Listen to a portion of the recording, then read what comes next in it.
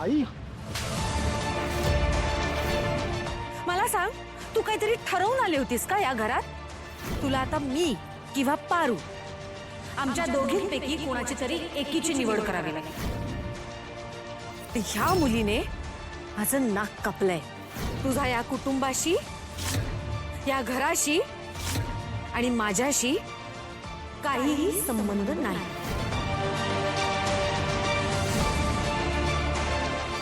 माझ्या आयुष्यात खोट्याला जागा नाही. मग तो माझा मुलगा असला तरी.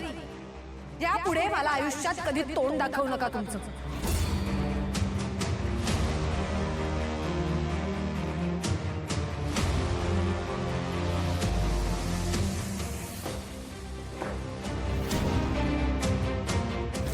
तिच्या येण्याने जर तुमचं कुटुंब पूर्ण होणार असेल तर मग माझी काहीच गरज नाही. तू फक्त पारूचा स्वीकार कर, एवढंच म्हणतोय ना.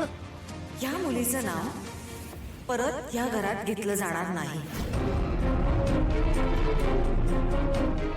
मला हिचा चेहरा बघायची सुद्धा इच्छा नाहीये. कारण ह्या मुलीने माझ्यापासून माझ्या मुलाला हिरावून घेतलंय. ज्या दिवशी तू त्या मुलीचा हात पकडून या घरातनं बाहेर पडलास ना, त्या दिवसापासून तुझा आणि आमचा काहीही संबंध राहिला नाही.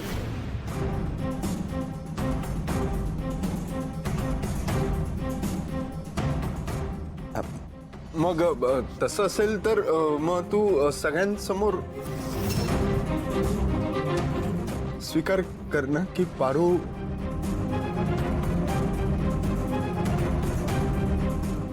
माझ्या मोठ्या मुलाची बायको आहे,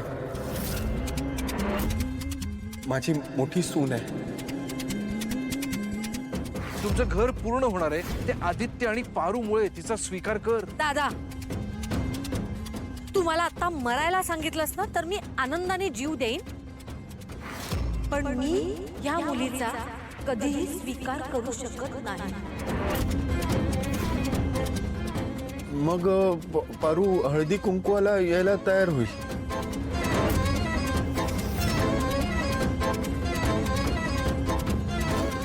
तिला तिच्या हक्काचा मान सन्मान मिळाला तर मी तिला स्वतःहून घेऊन येतो.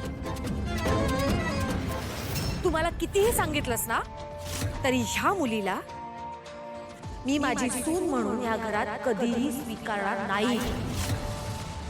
आई बोल ना, तू पारूचा